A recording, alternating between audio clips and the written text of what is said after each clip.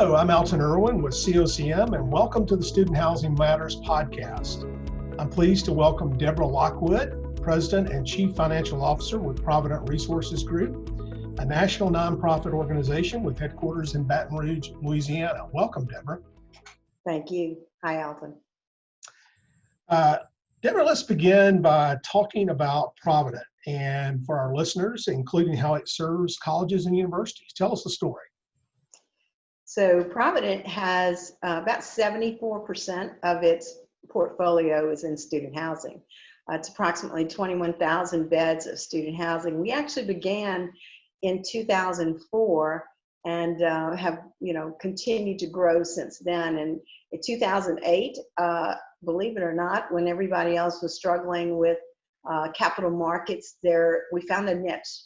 Because when commercial options were not available, public finance became available.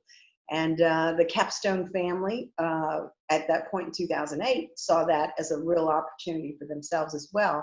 So we've been working with Capstone since 2008 and continued that, of course, with the COCM in 2012 and continued to operate student housing with them and with other managers and developers as well. But particularly on Capstone, we have UMass Boston, those beds there. We have Marshall University, Stanhope. There's just a continuum in Florida, and I probably won't get them all, but there are a number of them, and we have had a long relationship with Capstone on there. But our student housing, what we find as Provident is we really react to capital market needs. And what began to happen after 2008 when states reduced their funding to universities, universities still had a need for housing. They also had began to really understand the relationship between a lived learning community and the success a student may have. So knowing that they could enhance that student experience and get their academic experience to rise as well, their focus on student housing began to really blossom. And a public-private partnership is a vehicle that worked for most of them because they did not have necessarily availability to fund on their own. So with a public-private partnership, Provident is a nonprofit partner. We own the building. We oversee the construction, and all contracts are through Provident. So there are varied structures. But the primary one is that Provident is the owner. Provident is the borrower, so to speak, with the issuance of bonds. Bonds are usually rated. It just depends on the university and the size of the transaction. There's a developer, which could be a Capstone or it could be a number of other developers. And then there's a transition to operations. And in the transition to operations, that's where COCM comes in. To operate with us, but we are working with them all along prior to operations beginning to make certain that all of those hurdles have been moved over, and we've got vendors in place, we've got billing operating the way we need it to, the university understands our role, the university understands their role, and we have a structure that facilitates putting together for lack of a better term, a project operating committee, which involves the three pillars of the public-private partnership, the university, ourselves, and the manager. And when we do that, we each have a different goal. The university may be trying to get money for themselves, may be looking for a positive outcome for the students. The manager is doing all of that. They're wanting it to be a fun place for students to be. And then Provident is worried about us hitting those goals, because happy university and happy manager means we've got a good project. And at the same time, we have a responsibility to the public market to perform according to the anticipated business plan in the offering statement or the pro forma. So when the university says, we don't want to raise rates, it raises the cost for the student, and the manager says, we want to have a robust program that is enjoyable by the students and it costs X, and we need to continue with raising rates to make that happen. We are in the middle to try and remind the university of the original business plan, and the fact that we, after it's decided in this new budget, if it doesn't comply with performance, then rating agencies are going to question what are we doing and how are we getting to what we expected to happen. So it really is a great strategy for us to have multiple ways of validating a budget strategy. Not always pleasant, but generally everybody tends to understand where that medium road is. So that's really what we're doing, and we replicate that on various projects across the country. And I've already given our stats of about 21,000 beds at this point, and 73% of our portfolio. So that's primarily what we're doing. But you have other industries on which you serve as owners. What are those other industries? So we actually have a proton therapy center in Atlanta with Emory. Emory is our clinical partner there and the manager. And that has been operating since 2017. So we're in healthcare at this point. And we continue to look at proton therapy as a viable source for cancer treatment for other locations. We also have senior living, which we have about 1,500 beds of senior living, and I will knock on wood, we have done well during this COVID pandemic, and all of our properties are operating as they need to, and we really, knock on wood, have not had any cases that have ended in a death of any sort. The third area that we have is truly government services, we call it that, the state and local government, where we actually have some hotels, convention center hotels. And in that case, it's helping reduce the burden of local government who otherwise could not afford the debt to build the convention hotel that attaches to a convention they had already put together. So we're doing that. And again, a public-private partnership there as well. And then last but not least, we're in affordable housing. We currently don't have a robust portfolio in affordable housing, but it is something that we continue to be committed to. At one point, we had almost 6,000 beds of affordable housing units, but we're now somewhat low in inventory there, but it is still one of our primary mission areas. So tell us about your story. How did you start out in this business, and how did you come to Provident? It's interesting. Of course, Provident did not begin until 1999. So I'm a little bit on the older side. So I began my career in the 70s, and I began in public accounting. And I was in public accounting for approximately 20 years, 15, 20 years. Then I sold my practice, decided to go into industry, and I've always been very interested in helping in nonprofits. So I was on a number of boards over the years, and continue to serve actually in nonprofit roles.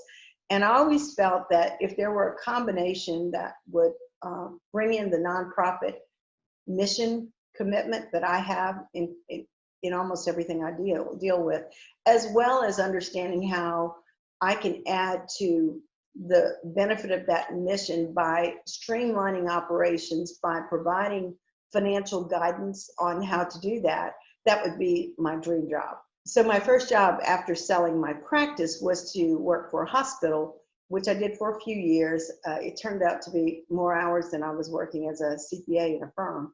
And then I still had a practice on the side, but was doing business valuations. My accounting practices, my focus was audit, and then moved to business valuations and continued that even after I sold my practice. I kept a few clients. One of my clients was Steve Hicks, who is the CEO and chairman and founding member of the original formation of Provident. So Steve and I continued to collaborate mainly on personal taxes and other things. But in 1999, when Steve decided that in 96, he stopped practicing law and started the formation of Provident in 1999. I was on the board initially, and then he asked me to help with some accounting issues, which I did, and then I realized I liked it a lot.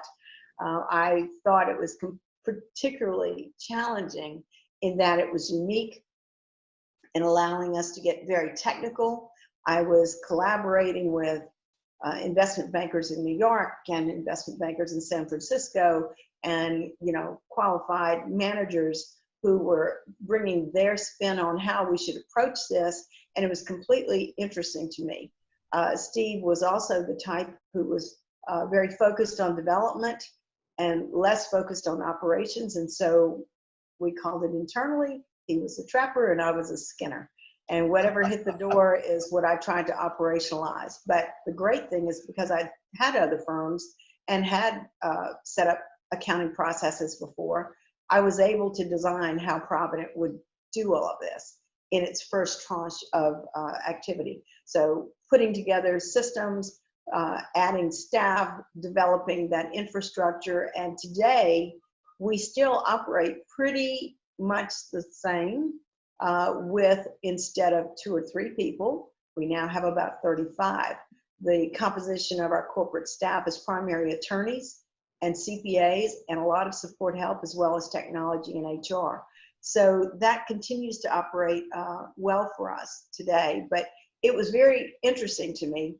And so in 2001, I was helping more with closings and trying to onboard these new projects and working with Steve. And I said, look, I'm putting in too many hours here. First, I had to resign from the board, which I had done. And then during 2001, when I continued to find interest in this, at a closing, I told Steve, look, I need to hire somebody for you, or I need to come on board. And after he was worried about what was going to happen with Provident because it wasn't that old. I knew when we were dealing with setting up 5 or 6 30-year bond transactions that he had a long time ahead of him before he would need to find another career here. So eventually we came to an agreement, and in 2002 I officially became on staff at Provident. And I've always been the CFO, but I've evolved from senior vice president to president in more recent years. So that's how I got to Provident, and it continues to this very day. I would even often admit that I may have an undiagnosed ADD. I love the multitasking. I love all of the different projects. I try and retain as much as I can about projects as I go along, and we learn from that. We have often found ourselves to be a resource to universities, particularly in this COVID pandemic, to share ideas and best ideas from tactics and strategies and processes, and what one state is doing versus another, or what a mayor is doing versus the state, and sharing what we've heard with others. They make individual decisions, but often that helps align all of our projects to be somewhat similar in some of the strategies that they develop for reopening and for actually taking care of the students and making certain infection prevention is there. So that's how we got to where we are today. And I will tell you that every day is a new day. I have a calendar that's usually fuller than I would like it to be. And oftentimes I'm hitting the calls, but my maybe 1 hour breaks in between just seem to get filled up every day. And it's just challenging, but something that I think I could not find in another job if I were trying to work somewhere else. I love my job. I love Provident. Every day is challenging, as I mentioned, but to do it with the officers that we have is a privilege. To do it with the staff that we have is a privilege. To do it in collaboration with universities with quite capable leadership, and the same with our managers with quite capable leadership, is a privilege as well. So when you've got everybody collaborating together to benefit the university in this case, and to benefit the students, it's a win. And that doesn't mean all of this happens easily. It takes real skill to make certain that we align and we see a different way when we're not aligned, but it's very rewarding. And I think that's what our Provident team experiences, that technically they're challenged. They don't have to be in New York and on the streets of San Francisco to be challenged. They're challenged in our own backyard. And we're talking to rating agencies and universities and, politicians in some cases, but we are doing what we feel is best for the universities. And while each one is different, the culture that we try to build is one of unity and collaboration. And that is what is rewarding to me. So it would be safe to say that the people, all the different people you work with, not only internally at Provident, but outside, is that what gives you the greatest joy in what you do every day? It does for me. And our team, we meet every day at 9 o'clock in the morning to talk about what we have to deal with today. And while I may have a communication from a rating agency the day before that asks for X things to be done, we use that vehicle to communicate to the staff. But making certain that presentation is, number one, accurate, and number two, communicated in a way that is received the way it needs to be received by a rating agency. And I'm using that simply as an example. Another one is yesterday I got a call from a university trying to implement testing strategies. What did I think? So trying to do that, and then asking the team, what do you know about this? And because some of those questions go to particular people, but it's through that teaming option that everybody understands what we're trying to do. We are using similar strategies. So the advent with video conferencing with COVID, that has been the most positive thing that I've ever seen in more recent years from a business strategy, because we are able to see one another, we're able to talk, you can see body language, you can get what you need done through those meetings that otherwise would be on a plane and in somebody's office having those same discussions with the same types of outcomes. So I think it's been great. And to know that a university depends on us, for a management company knows that we depend on them, that we are not trying to field these questions on our own, but really to do it in a collaborative way. That's what makes this work for all of us. And, everywhere we turn, we find people that it's just a pleasure working with them because they're professional, they're trying to do the right thing. And as I mentioned earlier, it's about culture. We want to align with those groups that have similar cultures in terms of doing the right thing for that project and for the students and for the university. And we're very fortunate that we found many who are like that. Yeah, that's great. So let's talk on a personal level. What do you miss the most during this pandemic?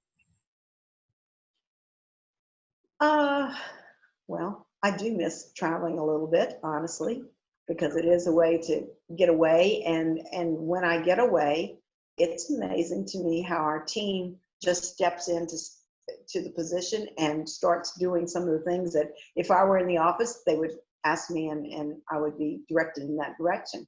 So it's wonderful to see that they, in fact, know what they're doing. And if I just get out of their way, they tend to deal with it. So I do miss the travel a little bit. I do miss seeing the people that I work with, but in recent years, it's been so much work and not enough play anyhow. So it wasn't like I was able to have dinner with people and go do a lot of things. That just wasn't what happened. We were always working.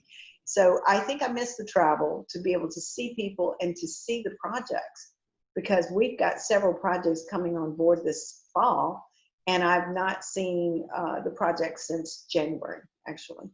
And so I do miss that. But but with the pandemic, the other side of this is the video conferencing that we're doing makes me feel more connected to a lot of people that I otherwise would not be connected to. I just use a phone call. And that has been rewarding. I can remember when we were moving to video, and just internally, we moved to the Teams profile, and I called Steve and said, remember this Teams thing? I said, it really is pretty cool. I could see the whole staff. I didn't realize how much I missed people. And it was like the second day in the lockdown role, and a second or third day. And I said, but when I saw everybody, my heart just warmed.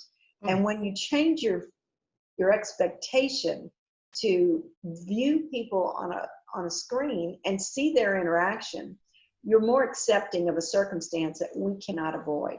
We're being directed by governments to remain healthy and to stay separate and to social distance and wear masks. And when you do all of that, it's not the same when you see them anyhow. I mean, it's the air hugs and elbow touches and, Sure. you know, you can't, I'm from the South. I love to hug people. My husband just cringes when I do it. You don't know those people that well, but that's the way I am. And so I can't do that anyhow. And that's what video conferencing helps us doing. So there are some pluses and some minuses, right? So I miss the hugging, but I do appreciate the video conferencing options to not traveling and not giving a hug. Yeah, well, that's great.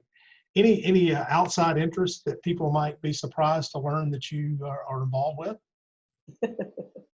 Any talents or hobbies or? Well, talents are not one thing I would say I have many of, but hobbies. My husband and I love to dance, and I did a local Dancing with the Stars in 2010 and enjoyed that immensely. And now even that has stopped because you can't dance together anymore. But we do dance at home, and I love music, so I play music, and we will dance and enjoy a few songs. And that's really what I enjoy the most in terms of having fun. I love travel. I've got a group that we travel with from out of state, and we've gone all over the world, and that hasn't happened since last year at this time, actually. Yeah. Well, we were in the Baltic Sea. So I enjoy traveling, and last but not least, and on a very personal level, I'm very involved with my church, and that provides me a lot of satisfaction as well. So there are a lot of things in my life, and my family on top of all of this is number one for me. So we behaved ourselves for about a month, and then I finally said, that's it. Everybody needs to come to my house. I don't care if I get COVID. We will social distance, but I have to see you. And then since then, we've been seeing one another. So it's been great. So it's been a smaller group, but that's what makes my whole life spin is my family. That's wonderful. Well, Debra, thanks for joining us today. Great stories, and great to get to know you better on a personal level. And COCM just really appreciates the trust that Provident has placed in us to be your management partner. And it's great for our listeners to know what Provident is about and your involvement with it. So all the best to you, and all the best to everybody else at Provident.